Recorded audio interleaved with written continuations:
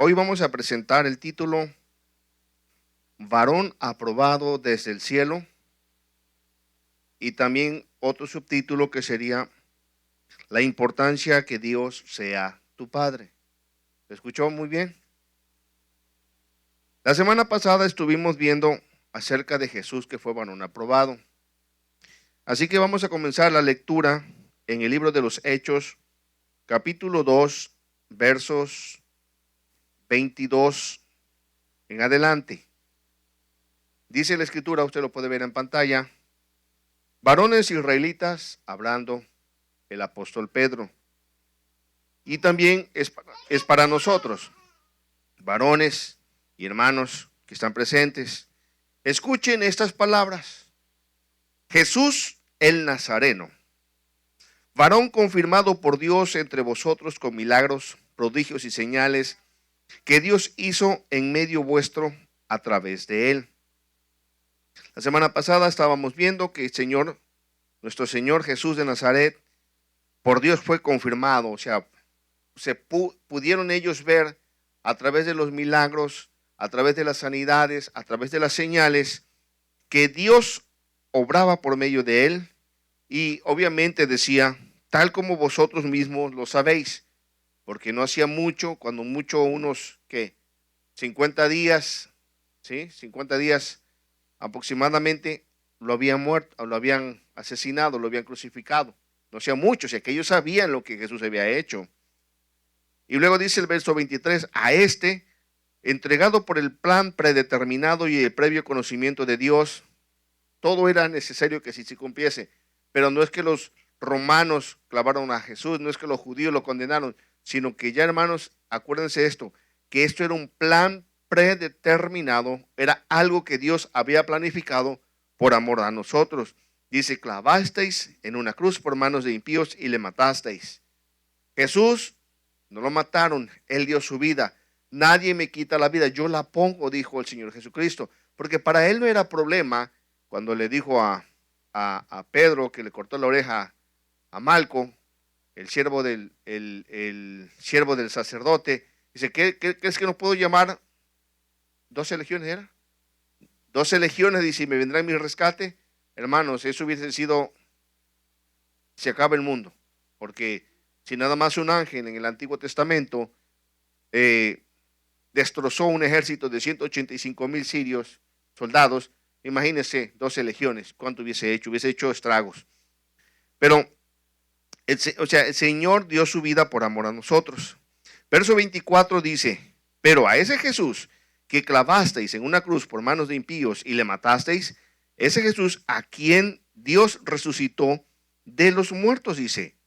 Dios resucitó. Fíjese, a ese Jesús Dios resucitó poniéndole fin a la agonía de la muerte. Quiero detenerme aquí tantito. Dios resucitó a Jesús. Dios resucitó a su Hijo amado.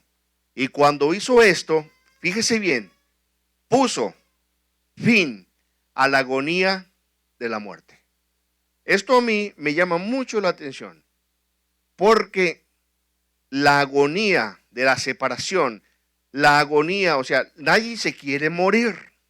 Nadie quiere estar enfermo, porque la enfermedad es parte del deterioro del cuerpo y una señal de que tarde que temprano se tiene que desprender el alma de nuestro cuerpo mortal y nos vamos a morir. Y nadie quiere ver morir a ninguno, ni a ningún prójimo, ni a ningún familiar, a nadie.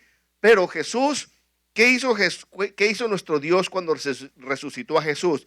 Puso fin a la agonía de la muerte, queriendo decir, porque dijo el Señor, porque yo vivo, vosotros también viviréis. Entonces, por medio de Jesús, ya no tenemos esa agonía de la separación. Va a haber una separación quizás, pero ya no es agonía como aquellos que no tienen esperanza, sino porque los que mueren en Cristo sabemos que vamos una vez más a estar juntos, pero ahora sí, por toda la eternidad. Entonces dice, a quien Dios resucitó, poniendo fin a la agonía de la muerte, puesto que no era posible que él quedara bajo el dominio de ella. No era posible que Jesús quedara bajo el dominio de la muerte. Todos los seres humanos, desde Adán hasta Cristo, todos quedaron bajo el dominio de la muerte física. Y de hecho todos los que han quedado ahorita también están bajo ese dominio, pero Jesús no. Jesús es el único hombre, porque él fue hombre que no lo pudo retener la tumba. Pero ahora vamos a empezar con el verso 25 del capítulo 2 de Hechos.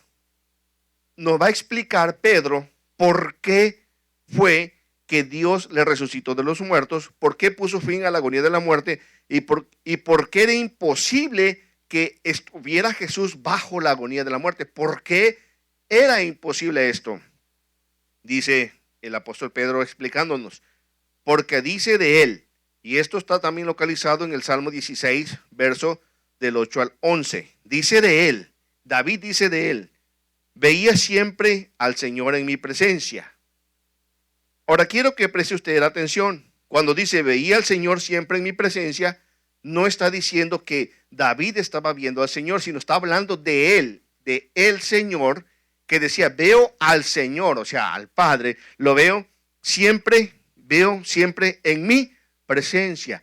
Aún antes, desde la creación del mundo, antes de que todo fuese creado, antes de todo, como dice Juan 1:1, en el principio era el verbo era con Dios y el verbo era Dios. En el principio, aún todo, cuando Dios estaba junto, el Señor decía, veo al Señor en mi presencia. Ahora, fíjese bien, aquí planteo una pregunta. ¿Dónde estaba el Hijo? ¿Dónde estaba nuestro Dios antes de llamarse Jesús? ¿Dónde estaba?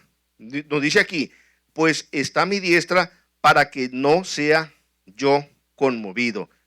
Si Jesús dice, veo al Señor siempre en mi presencia, pues está a mi diestra, está a mi diestra. Quiere decir que el Señor Jesús estaba ¿dónde? A la izquierda del Padre. El Señor dice, veo a mi Señor a mi diestra, veo a mi Padre a mi diestra. El Señor estaba a su izquierda. Ahora, fíjese muy bien, pues está a mi diestra, dice, para que yo no sea conmovido.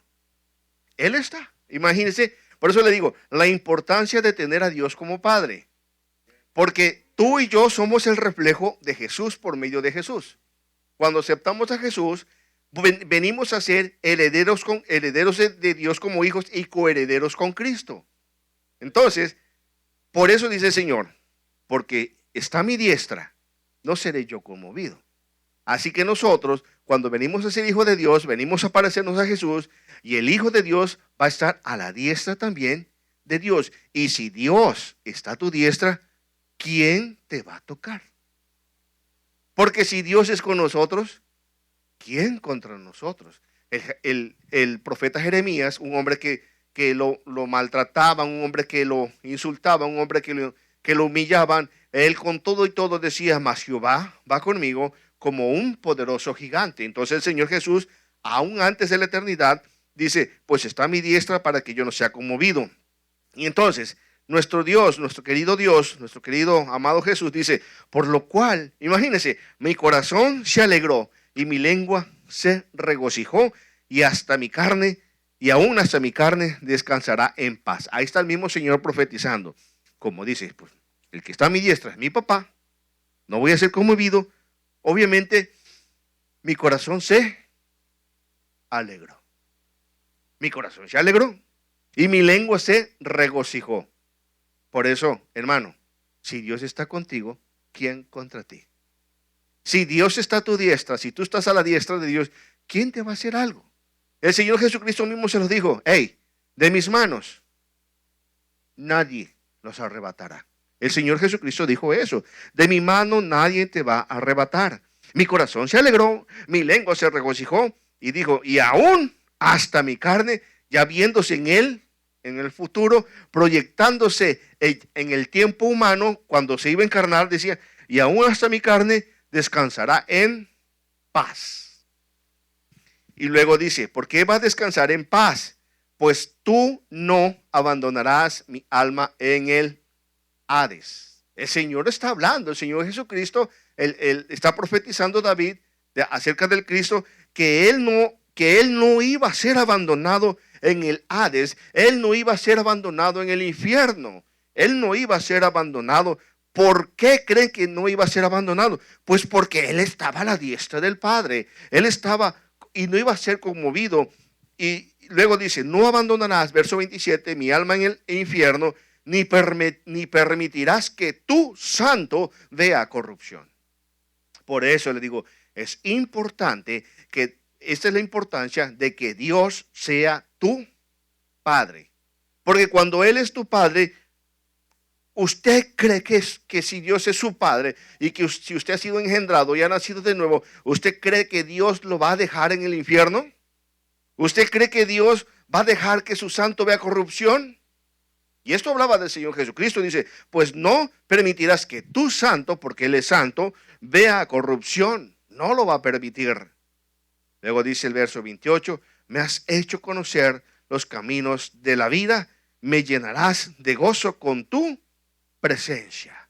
Eso es lo que decía Pedro, les estaba predicando. Miren, estas son las palabras de David, pero estas palabras de David no era de David mismo, sino era del Padre, de Jesús Nazareno, a quien vosotros matasteis. O sea que ese Jesús a quien vosotros matasteis no es cualquier cosa. Y aquí mismo lo dice el verso 29. Hermanos, dice, el patriarca David, os puedo decir confiadamente que murió, fue sepultado, y su sepulcro está entre nosotros hasta el día de hoy.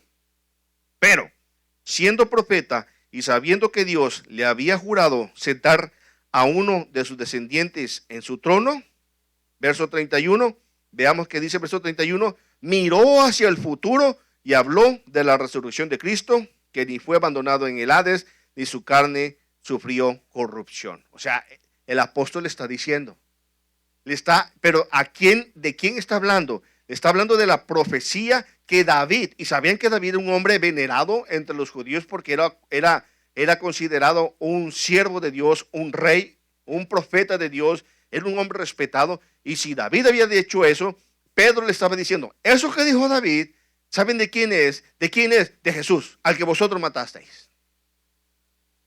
Pero quiero que regresemos, porque siendo David profeta y sabiendo que Dios le había jurado sentar a uno de sus descendientes en su trono. Salmo 89, versos 3 y 4, dice el Señor, hice un pacto con mi escogido, juré a David mi siervo diciendo, para siempre confirmaré tu descendencia y edificaré tu trono por todas las generaciones. ¿Y a quién se refería? A su descendiente en la carne, a Jesús de Nazaret, porque Jesús era hijo de David en cuanto a la carne por medio de María, porque tanto María como José eran de la descendencia real del rey David. Aunque José fue su padre de adoptivo, que él que lo crió, para que se cumpliera de esa manera tenía que ser hijo de José y hijo de David, y hijo de María e hijo de David también, para que se dijera que era hijo de David.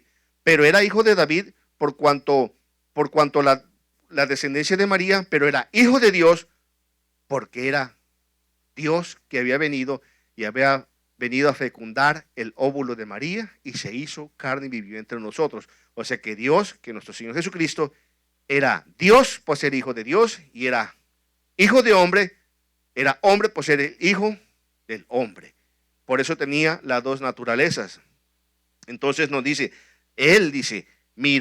David miró hacia el futuro y habló de la resurrección de Cristo. Habló de su resurrección, de que Cristo ni fue abandonado en el Hades, ni su carne vio corrupción.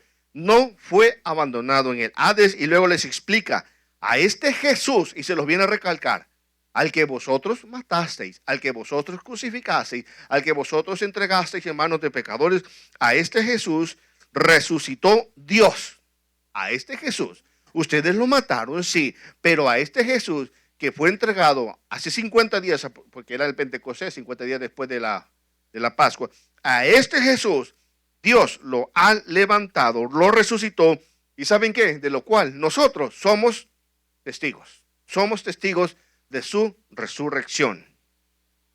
Así que, dice, exaltado a la diestra de Dios, Jesús, hermano, fue exaltado a la diestra de Dios. Entonces, ¿a dónde está Jesús ahora? A la diestra de Dios, ¿verdad? Primero dice, leíamos anteriormente, vi al Señor a mi diestra. Pero cuando vino a la tierra y cuando lo resucitó, ¿qué pasó ahora?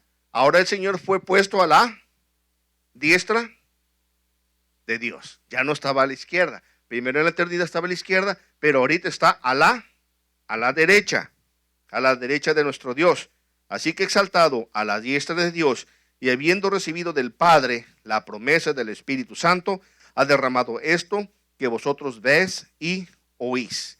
Él fue exaltado a la diestra y recibió la promesa del Padre. La promesa que el Padre le dijo, manifestó por medio del profeta Joel, que en los postreros días Él derramaría de su Espíritu sobre toda carne.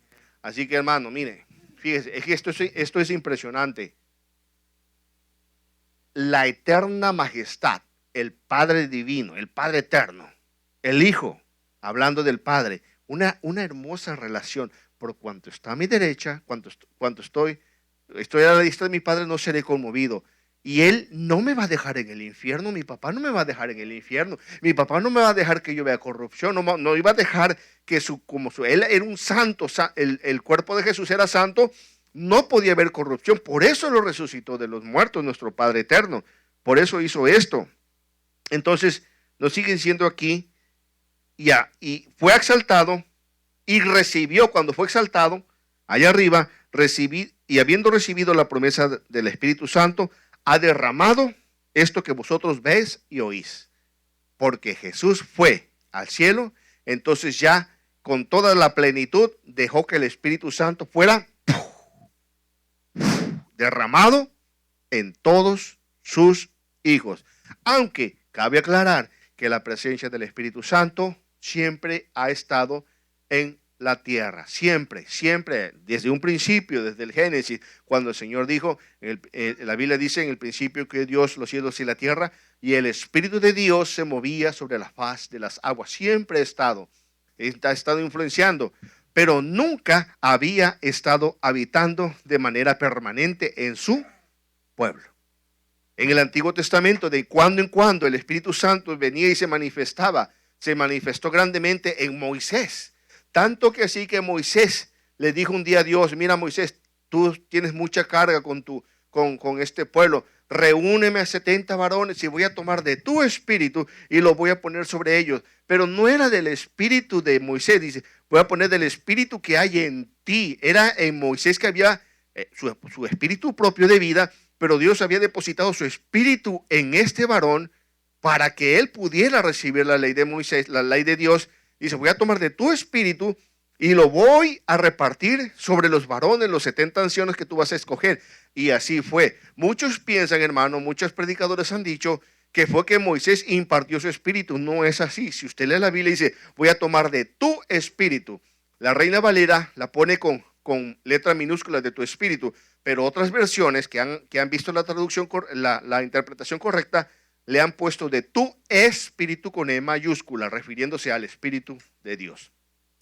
Y aquí le digo, haciendo un paréntesis, muchos dicen, no hermanos, es que por eso el apóstol, el profeta, imparte su espíritu. No hermano, usted no deje que a nadie le imparta el espíritu, que te digan, te voy a impartir el espíritu. No deje que nadie le imparta su espíritu ni que le imponga las manos. No, porque el que imparte el espíritu, el que da su espíritu es Dios. Y para muestra de esto, nos dice la Escritura que cuando Moisés estaba ahí y fue el Espíritu de Dios que Dios tomó de Moisés, desde el Espíritu de Dios, y repartió en los varones, todos estos empezaron a profetizar. Pero ¿qué cree? Para que veamos que el hombre no tiene el dominio sobre el Espíritu de Dios, en dado caso que se llegue a interpretar de que fue del Espíritu de Moisés que fue repartido, 2 personas allá fuera del campamento también estaban profetizando. ¿Y esto para qué? Para demostrar que el Espíritu de Dios, Dios lo derrama cuando Él quiere, como Él quiere y como quiere. Así que Él se fue y el Señor Jesucristo le dijo, les conviene que yo me vaya, porque si yo no me voy, no va a venir el Espíritu Santo. Y ahora el Espíritu Santo, de acuerdo a las palabras del Señor Jesucristo, es el que va a estar con nosotros todos los días hasta el fin del mundo. Por eso es hermosa esta palabra. Así que exaltado, dice el verso 33, a la diestra de Dios, y habiendo recibido la promesa del Espíritu Santo, ha derramado esto. Él lo derramó. Por eso usted tiene como hijo de Dios el derecho, el privilegio de pedir el Espíritu Santo. Porque el Espíritu Santo es el que lo va a ayudar a santificarse cada día más. El Espíritu Santo le va a dar el poder de ser un testigo. Seguimos leyendo. Porque David dice, David no ascendió, y lo aclara, no. David no ascendió a los cielos, no. Pero él mismo dice, fíjese qué hermoso, fíjese bien, ponga atención. Dijo el Señor a mi Señor. Dijo el Señor a mi Señor. ¿Quién dijo a quién? El Padre al Hijo. ¿Se da cuenta? Dijo el Padre, el David, fue una visión, no lo sé, pero obviamente no fue al cielo, porque aquí lo dice, y si lo dice es por algo, o sea, así quedó establecido por el Espíritu Santo, porque David no ascendió a los cielos, no ascendió a los cielos, pero dice, él mismo dice, dijo el Señor a mi Señor. Fíjense, cuando esto dice de no ascendió al cielo, me llama la atención de muchas personas que cómo alardean que van al cielo cada rato. No digo que no pueda suceder, que Dios permita esto, ¿no? Una vez, 2 veces. Pero hay gente que exagera, hermano. De mis primeras veces que yo fui al cielo, dicen personas así, no, hombre, tienen un ascensor prácticamente estas personas. Ahora, una persona que haya tenido esa experiencia no anda de salamero, no anda alardeando, sino que es como el apóstol Pablo. Conozco a un hombre, dice. Conozco a un hombre que hace 14 años, si fuera del cuerpo, en el cuerpo, no lo sé, Dios lo sabe. Fue arrebatado y fue llevado hasta el tercer cielo, donde vio cosas que ojo no vio ni oído yo, y le son dadas al hombre. Pero él no se mencionó que era él mismo, aunque claro, se da a entender que él fue. Ahorita no, la gente lo presume de que se fue al cielo, pero el apóstol Pablo no se vanaglorió. Por eso le digo, el único que sí fue al cielo fue el Señor Jesucristo. Nadie había ido al cielo, el David no fue al cielo. Ahora digo, si hay personas que permite Dios esa experiencia, esas personas tienen que cambiar. Pero si no cambian, simplemente esas personas, lo único que quizás tuvieron, no sé, comieron muchos frijoles en la noche o mucha pizza quizás. Puede ser que haya sucedido esa cosa. Pero no dice aquí la Escritura, porque David no ascendió al cielo, pero él mismo dice, dijo el Señor a mi Señor. O sea, dijo el Padre, le dijo al Hijo. ¿Qué le dijo? Siéntate, ¿a dónde? Entonces, sí estamos de acuerdo en lo que estamos diciendo. Que primero, ¿dónde estaba Jesús? Antes de que viniese a la tierra, a la izquierda. Fue a la tierra, murió, resucitó, no lo dejó, porque obviamente Dios no iba a abandonar a su Hijo, a su Santo no lo iba a abandonar. Y cuando resucitó, le dijo, mi Señor, David lo estaba viendo, dijo mi Señor a mi Señor, dijo mi Señor a mi Señor, siéntate a mi diestra, siéntate, ya hijo, ya hiciste tu trabajo, ahora es tiempo que tú te sientes a mi diestra. ¿Hasta cuándo? Hasta que ponga a tus enemigos por estrado de tus pies. Fíjense muy bien. Si usted es amigo de Dios, qué bueno. Pero si no es amigo de Dios, usted es un enemigo de Dios. Amigo de Dios, ¿quiénes son los amigos de Dios? Aquellos que hacen la voluntad de Dios. El Señor Jesucristo dijo, ya no les voy a llamar siervos, sino les voy a llamar amigos. Porque el siervo no sabe lo que hace su Señor, pero ustedes saben lo que yo hago, porque ustedes me conocen y yo les he dado a conocer la voluntad del Padre. Por lo tanto, ya no van a ser llamados mis siervos, sino mis amigos. Vosotros sois mis amigos si hacéis lo que yo os mando. Eso dijo el Señor. Ustedes son mis amigos. Pero los enemigos del Señor son aquellos que se oponen a nuestro Dios.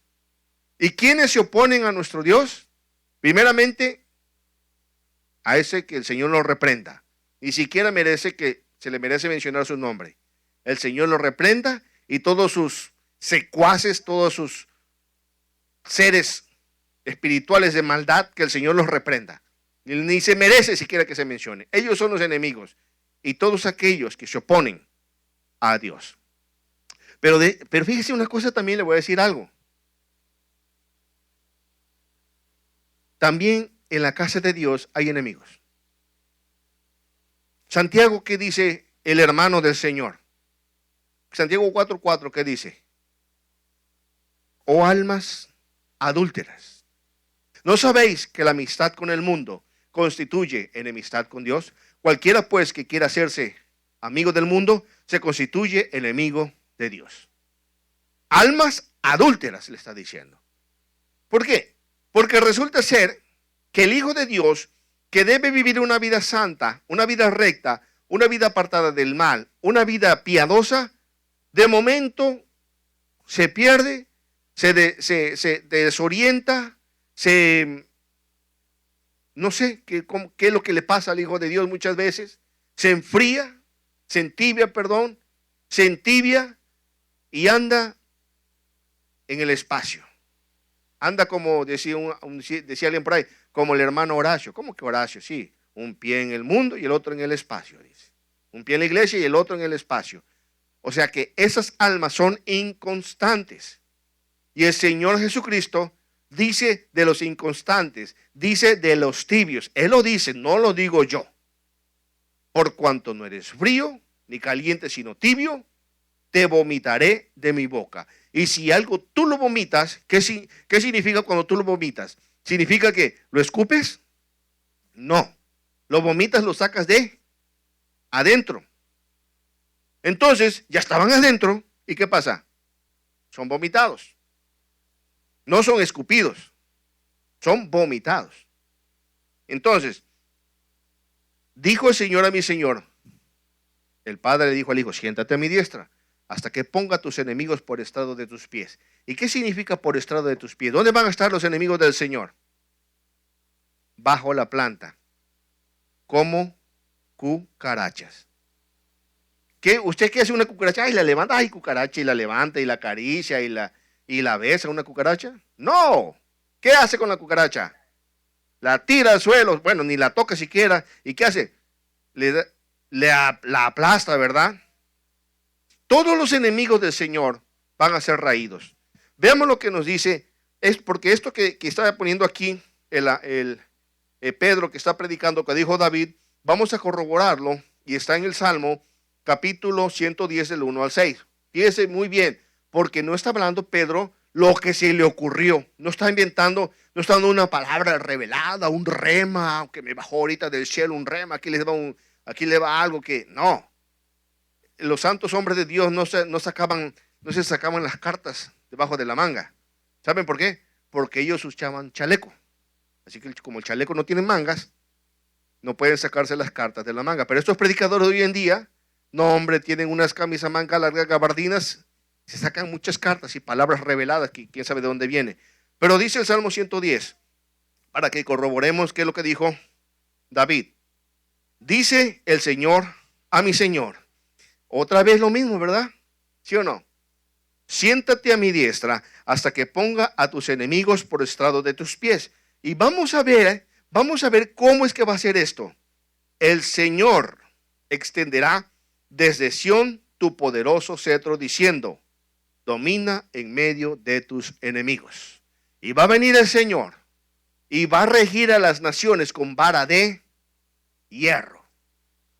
Por eso es necesario que Dios sea su Padre, porque si Dios es su Padre, Dios lo va a hacer descansar. Usted va a estar igual que el Señor Jesucristo a la diestra de Dios. No, obviamente no como el Señor Jesucristo, porque Él es Dios, sino como hijo amado, hijo acepto en el amado que es nuestro Señor. Pero los que no son hijos de Dios son los enemigos. Dice el Señor extenderá desde Sión un poderoso cetro diciendo, domina en medio de tus enemigos. Domina. Ya no como primero, ya no como la primera vez que vino, hicieron lo que hicieron con él. Esta vez vendrá el Señor a gobernar y a dominar. Y luego, ¿qué dice? Verso 3 del Salmo 110. Tu pueblo, dice. ¿Quién es tu pueblo? ¿Usted es pueblo? A ver, levanten la mano los que son pueblo. Levanten la mano todos los que son pueblo. Dice, tu pueblo se ofrecerá voluntariamente en el día de tu poder. Por eso usted se ofrece, ¿verdad? Por eso usted se esmera por venir a la casa de su Señor cada vez que hay servicio. ¿Por qué? Porque tu pueblo se ofrece voluntariamente. Mira, hermano, cuando a veces los hermanos, el pastor, las hermanas le están diciendo, hermano, no falte a la iglesia, por favor, le está ruegue y ruegue y ruegue. ¿Sabe por qué lo hacemos? Porque ustedes son nuestros hermanos y porque queremos que ustedes también tengan el corazón voluntarioso de venir de manera voluntaria, valga la redundancia, a la casa de su Señor. No, usted no. Bueno, está bien para un niño, un bebé, un adolescente. Está bien que lo traigamos, aunque sea así, aunque no quiera. Me gustó mucho el ejemplo que puso el pastor Carlos cuando aquella vez que vino en cuanto a la carne. Dijo, la carne es como Sophie, dice, como la bebé. A ella no le pregunta si quiere venir a la iglesia, a ella la arreglan, al carro y se la traen y la traen a la iglesia. Así tiene que ser usted con su carne. Es que la carne no quiere ir a la iglesia, la carne no quiere orar, la carne no quiere nada, está cansada la carne. Pues a su carne la trátela como un bebé. Bañe su carne y traiga su carne, tráigala a la casa de su Señor. ¿Entendió? Entonces, tu pueblo se ofrecerá voluntariamente en el día de tu poder, en el esplendor de la santidad, desde el seno de la aurora. Tu juventud es para ti como el rocío. Luego, el Señor hablando, el Padre hablando del Hijo. El Señor ha jurado y no se retractará. Tú eres sacerdote para siempre, según el orden de Melquisedec. No vamos a hablar de eso porque no es el tema. Luego dice, el Señor está a tu diestra. El Señor, refiriéndose a nuestro Padre, a la diestra de nuestro Dios, está a tu diestra. Quebrantará reyes en el día de su ira. El Señor va a quebrantar ¿a quiénes? A reyes, a poderosos, a personas que creen que no necesitan de Dios. Porque mayormente el que tiene dinero, el que tiene poder, mayormente el que tiene mucho dominio, mayormente ellos no les importa Dios. Esos van a ser quebrantados. Dice, quebrantará a los reyes en el día de su ira. A los reyes. Pero Dios no va a quebrantar a los suyos. ¿Me entiende? Usted no va a ser quebrantado. Siempre y cuando usted sea hijo de Dios. Y también que dice, número 6, juzgará. ¿Qué va a hacer el Señor? Entre las naciones, y el verso, y termina muy terrible este verso.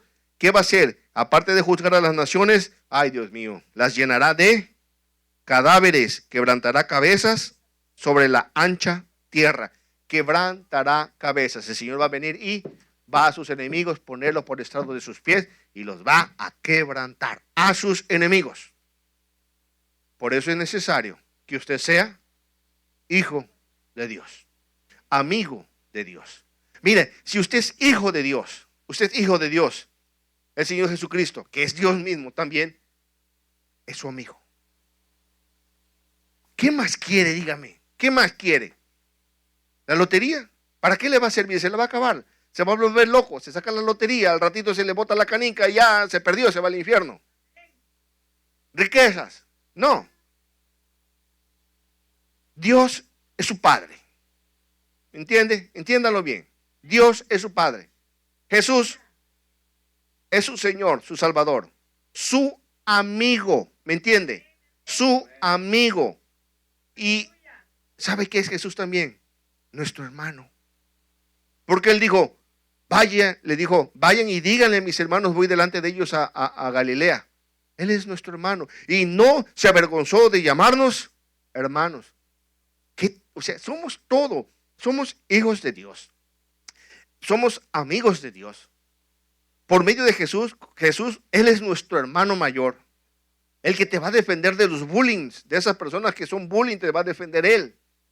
Y si no, manda a sus ángeles. Mire, usted no tiene que estar clamando a los ángeles. Ay, Señor, envía a tus ángeles. No, Él los va a mandar. Como que Dios no sabe lo que tiene que hacer, ¿no? A veces digo yo, nosotros oramos de manera tan infantil que les damos a Dios, Dios, haz esto, esto y aquello, pero hazlo así, así, así, así, dándole instrucciones a Dios. Claro que Dios escucha, sí, mi hijo, sí, yo voy a hacer mi voluntad, dijo, no te preocupes, pero no como tú piensas, yo lo voy a hacer como yo pienso porque yo sé lo que es mejor. Entonces dice que Él juzgará a las naciones. Y fíjese otra cosa, Dios nuestro Padre, el Padre nuestro Padre, Jesús nuestro Salvador, nuestro Señor, nuestro amigo, nuestro hermano, y el Espíritu Santo, nuestro guía, nuestro consolador, el que está aquí en medio de nosotros. Porque ¿saben qué? Aquí está ahorita el Espíritu Santo de Dios moviéndose en nosotros. ¿Qué hace el Espíritu Santo? Alinea los corazones, alinea los pensamientos, nos guía a toda verdad. Y les voy a decir esto, como dirían aquella gente, les voy a soltar esta palabra. Fíjense cómo son de manipuladores. Son unos manipuladores, voy a soltar como para impresionar. Les voy a decir esto en el Señor, porque la Biblia lo dice. Donde está el Espíritu de Dios hay libertad. Y Dios no es Dios de confusión. Dios lo que te trae, sí te da una regañada el Señor, te da una regañada, pero sales contento. Me regañaron, me echaron un palo, me dieron un cincho, pero gracias Señor porque se ve que me amas. Porque con amor y misericordia se corrige el pecado. ¿Me entiende? Con amor, con el temor de Dios, los hombres se apartan del mal. Con amor y misericordia se corrige el pecado. Y el Espíritu Santo nos guía a toda la verdad. Porque eso es lo que tenemos que ver. Dios es amor. El Padre es amor. Jesucristo dice, yo soy el camino, la verdad y la vida. La verdad. Y el Espíritu Santo no habla de sí mismo. El Espíritu Santo habla todo lo que oye del Padre y del Hijo. El Espíritu Santo no se las inventa, hermanos. Quiero que se lo metan esto en su cabeza. El Espíritu Santo no inventa nada. El Espíritu Santo glorifica al Padre y glorifica al Hijo. El Espíritu Santo ni siquiera exige que lo adoremos a Él. Yo no he visto en ninguna parte de la Escritura que nos diga adoren al Espíritu Santo. No la hay. Y si usted la encuentra, por favor, hágamela ver. No la hay. Aquí nosotros le cantamos al Espíritu Santo. Está bien, le cantamos. Dios está bien. No se va a pelear con nosotros porque le cantemos al Espíritu Santo. Está bien que le cante. Es a mí mismo que me están cantando. Pero no, hermano. La adoración es al Padre y la honra es al Hijo. El Espíritu Santo es el único que nos va a guiar a toda verdad. Bueno, luego dice, continuando con Pedro, sepa pues con certeza toda la casa de Israel, y usted téngalo con certeza segura, que este Jesús, a quien vosotros crucificasteis, Dios le ha hecho Señor y Cristo. Le ha hecho Señor. Señor viene de amo. Señor, y cuando dice Señor, se está refiriendo a Dios. Le ha hecho el Dios, es el Señor, el amo absoluto. Le ha hecho el Señor, lo ha hecho Dios a este Jesús que vosotros crucificasteis.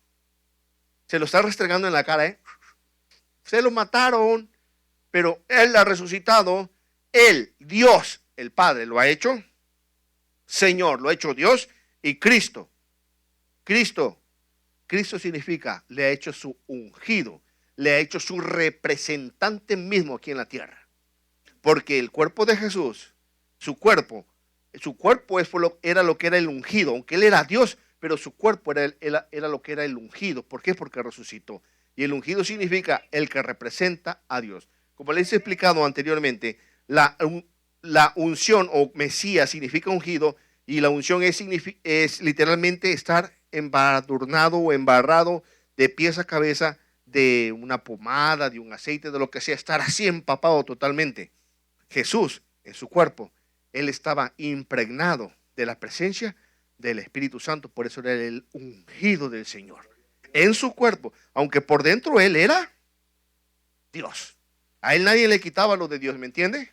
A Él nadie le quitaba lo de Dios. Yo le he dicho, pues este ejemplo, a veces los africanos, leía yo en una ocasión, cuando cazaban a un león y le quitaban su grasita al león, los leones gordos le quitaban la grasa. ¿Para qué? Para cuando sí, ellos iban a cruzar ciertas áreas, se untaban grasa de león para que olieran al león ellos y así no se le acercaran las otras fieras. Pues nosotros tenemos la unción del santo. O sea que nosotros, esta carne tiene que ser todos los días ungida y revestida con el Santo Espíritu de Dios para que usted no huela a carne, usted huela a santo. Huela a Espíritu Santo, Juan. Le digo, y no haga eso que muchos lo hacen. No, Señor, me estoy ungiendo. ¿Sí? Se ungen con aceite, se pueden echar toneladas de aceite si quieren. O tenga cuidado porque no vaya a ser que lo unjan con aceite de serpiente. Mejor que el Espíritu Santo que lo unja con su santo Espíritu. Luego dice, Dios, sépanlo, Dios le ha hecho Señor y Cristo. Estaban así los judíos escuchando a Pedro, fíjese muy bien. Verso 37 dice, al oír esto, lo escucharon. Así como ustedes están escuchando, yo le estoy viendo sus caras. Al oír esto, compungidos de corazón, dijeron a Pedro y a los demás apóstoles, hermanos, ¿qué haremos? ¿Saben por qué? Porque les había dicho, ese que ustedes mataron es el jefe. Es Dios mismo que vino. Es el Jehová del Antiguo Testamento que se hizo carne. Es el Señor el que se le manifestó a Moisés. Ese es el que ustedes mataron. Y por eso ellos se espantaron y a la misma vez quedaron compungidos, tristes. ¿Qué haremos, hermanos? Y Pedro les dijo, ¿qué le dijo Pedro? Arrepentíos. Ya, duélanse que lo hicieron, duélanse que lo mataron, duélanse que lo ofendieron, duélanse, arrepentíos. Porque él vio por medio del Espíritu que estaban compungidos, que habían creído a su palabra. Arrepentíos y sed bautizados, cada uno de vosotros, en el nombre de Jesucristo para perdón de vuestros pecados y recibiréis el don del Espíritu Santo. Se tienen que arrepentir. Se tienen que arrepentir y ser bautizados, cada uno de vosotros en el nombre de Jesucristo. Por eso es que a ellos se les pidió bautizarse en el nombre de Jesucristo, porque ellos creían en el Padre, creían en Dios, creían en su Santo Espíritu. Ellos creían en el Santo Espíritu de Dios. Pero cuando vieron a un hombre de 30 años, 33 años y medio cuando murió, cuando lo vieron a él, no, si ese es el hijo de José, ese es el hijo de María, sus hermanos Simeón, Juan, Judas, José y Simón, sus hermanos son ellos, Santiago, son sus hermanos. Este es el hijo, también sus hermanas las conocemos. No lo creían. Pero cuando vieron que él era, cuando Pedro les clarificó que ese era el Hijo de Dios, ahora tienen que bautizarse en él, en Jesucristo. Y al hacerlo, ¿qué hacían ellos? Demostraban su arrepentimiento y aceptaban el señorío de Cristo. Por eso, si a usted lo bautizaron en el nombre de Jesús, qué bueno, lo felicitamos. Si lo bautizaron en el nombre del Padre, el Hijo y el Espíritu Santo, también no hay ningún problema, porque el Padre no se va a poner celoso Jesús. Es que no lo bautizaron en el nombre de mi Padre, de mí, del Espíritu Santo. No se va a poner celoso, ni el Padre se va a poner celoso del Hijo. No, porque vemos que tanto el Padre como el Hijo tienen una comunión y un amor perfecto. Y arrepentíos, sed bautizados cada uno de vosotros en el nombre de Jesucristo para perdón de vuestros pecados. Y entonces, cuando tú te arrepientes, pero de verdad, es cuando dice recibiréis el don del Espíritu Santo. El don, no los dones, el don. Porque cuando se te da el don, ahí vienen todos los dones. Cuando se te da el don del Espíritu Santo, el Espíritu Santo te da lo que Él quiere. Te puede dar lenguas, te puede dar profecía, te puede dar discernimiento, te puede dar sanidades, te puede dar lo que Él sea. De acuerdo a su voluntad, Él te va a dar. Pero principalmente te va a dar su fruto. Va a producir en tu vida su fruto. Eso sí es innegociable, se lo puedo decir. Gálatas 5, 22 y 23, apréndaselo de memoria. El fruto del Espíritu. Porque la promesa es para vosotros y para vuestros hijos y para todos los que están lejos, para tantos como el Señor nuestro Dios llame. Y dice, y concluye esta parte, y con muchas otras palabras testificaba solemnemente. Me gusta esa palabra, solemnemente. O sea que él no era un chistorete, él no andaba contando cuentos, haciendo payasadas, como lo vemos hoy en día, con personas que nada más andan haciéndose los payasos y haciéndose los graciosos. No, solemnemente, y les exhortaba, por eso es necesario la exhortación. Sed salvos de esta perversa generación. Luego dice, entonces los que habían recibido la palabra fueron bautizados y se añadieron a aquel día como 3,000 almas.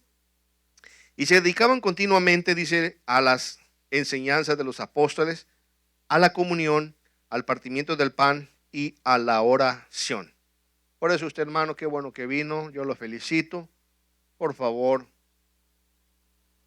nosotros le pedimos, le rogamos, el pastor le pide, le ruega, nosotros podemos sugerir, pero el Señor Jesucristo, Él no pide, Él no sugiere, Él no ruega. El Señor Jesucristo ordena. Y la ordenanza es la siguiente: no dejen de congregarse. Esa es la enseñanza. Esa es la enseñanza. Mirad cuán bueno y delicioso es que habiten los hermanos juntos en armonía. Verso 43, y ya vamos a terminar con estos. En adelante, y con esto terminamos. Dice, y sobrevino temor a toda persona, y muchos prodigios y señales eran hechas por los apóstoles. Todos los que creían, los que habían creído, estaban juntos y tenían todas las cosas en común, y vendían todas sus propiedades y sus bienes, y los compartían con todos según la necesidad de cada uno. Día tras día continuaban unánimes en el templo y partiendo el pan en los hogares, comían juntos con alegría y sencillez de corazón, alabando a Dios y hallando favor con todo el pueblo. Y el Señor añadía cada día el número de ellos, los que iban siendo salvos. Así que, hermanos, esa es nuestra misión. Yo le encarezco como su hermano que no se deje de congregar, pero el Señor Jesucristo le dirá, no faltes. Y al jefe se le hace caso. No, por favor, a menos que digamos que sea un caso de total emergencia, pues podríamos decir que tiene tolerancia, pero a nosotros no tiene que darnos, a nosotros nos puede dar excusas, pero a Dios no se le puede dar excusas. Hermanos, usted vio la importancia que el Señor Jesucristo fue un varón aprobado desde el cielo, un varón aprobado, y por eso es la importancia de que nosotros seamos hijos de Dios. Si usted es hijo de Dios, Dios lo va a tener a su derecha, igual que junto a Jesús. Claro, le digo, Jesús es Dios, pero tenemos ese privilegio de que Dios nos va a cuidar. Y si no nos cuida Él personalmente, porque a veces la mente humana de uno como que no logra entender la inmensidad de Dios, dice Dios, pues quizás para que en términos humanos lo entiendan, dice, a sus ángeles mandará para que tu pie no tropece en piedra. O sea que Él va a enviar sus ángeles, aunque, hermano, simplemente con que sea el Espíritu Santo de Dios en uno, es más que suficiente. Y te lo digo, usted no tiene que pedir el cuidado de ángeles, no, porque con el Espíritu Santo sobra y basta, y si Él los envía, pues Él sabe. Amén. Así que mis amados hermanos, hasta aquí he llegado. ¿Alguna pregunta, algún comentario? Y si no hay, pues Dios me lo bendiga.